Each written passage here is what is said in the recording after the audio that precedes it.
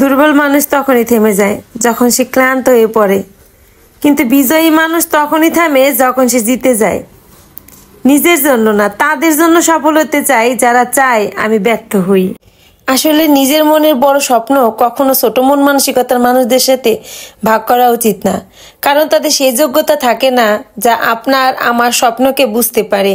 আসলে এ কথাটাই সত্যি, একজন সংগ্রামী মানুষ সে একা থাকে, সেই সময় কেউ পাশে থাকে না, কিন্তু যদি কখনো সে সাফল্য অর্জন করতে পারে সে কখনোই একা থাকে না, সারা পৃথিবী তার সাথে হাঁটতে চায়। কেমন আছেন সবাই? আমি আপনাদের ভালোবাসায় অনেক অনেক ভালো আছি। গতকাল শুক্রবার ছিল, শুক্রবার দিন বিকালবেলা মেলায় গিয়েছিলাম। আমাদের অম্বিকা হলের মাঠে মেলা হচ্ছে, তো গতকাল শুক্রবার ছিল, ভাবলাম আজকেই যাব। একবার ভাবছিলাম আমাদের এখানে কীর্তন হইতেছে, কীর্তনে যাব, পরে আবার ভাবলাম না, আজকে মেলায় ঘুরে আসি, পরের দিন কীর্তনে যাব। আসলাম বিকালবেলা ছোট বোনকে নিয়ে মেলায়। ছোট বোন যাইতে চাইছিল না, তাকে বারবার ফোন দিয়ে আমার বাসায় এনে তারপরে দুই বোনে মিলে মেলায় আসলাম। মেলায় আসলে যা দেখি তাই খালি কিনতে মন চায়, কি যে যন্ত্রণা। আমারও শুধু কিনতে মন চায় আর আমার ছোট বোনটারও। আমার ছোট বোন যেই দোকানে যায় ওই দোকানেই দাঁড়ায় পড়ে, এটা কিনবে সেটা কিনবে। ভাই, আপনাদের কাছে মনের একটা কষ্টের কথা বলি। আমার বর্মশাইকে মেলায় যাওয়ার সময় বলছি মেলায় যাবো, টাকা দাও। ওই বেচারা মাত্র 100 টাকা বের করে দিয়ে বলে মেলায় যাও। এটা কোনো কথা? ভাগ্য ভালো 2-1 টাকা পকেট মারিং করি তার, তা না হলে মেলায় গিয়ে এটা ওইটা কেনাকাটা করা, চটপটি ফুচকা খাওয়া কি হইতো বলেন আপনারা? আমি কি কোনো ইনকাম করি? কোন বিবেক ওই লোকটা মেলায় যাওয়ার সময় আমাকে মাত্র 100 টাকা দিল, আপনারাই বলেন তো।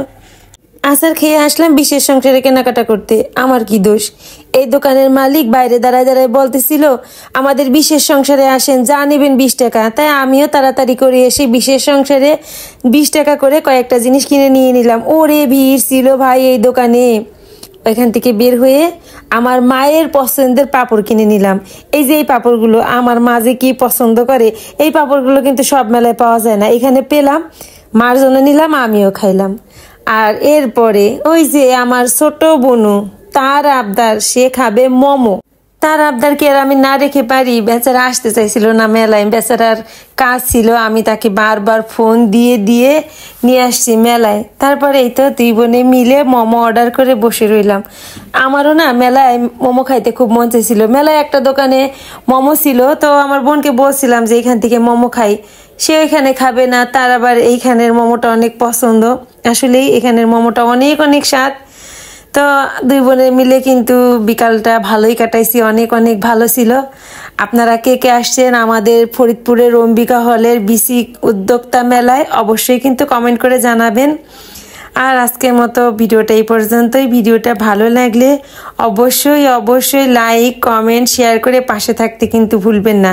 আর হ্যাঁ, একটা কথা, আমার মতো খেতে কে কে অনেক বেশি পছন্দ করেন তাও কিন্তু কমেন্টে জানাতে ভুলবেন না। আমি কিন্তু ভীষণ খাওয়া দাওয়া করতে অনেক অনেক বেশি পছন্দ করি।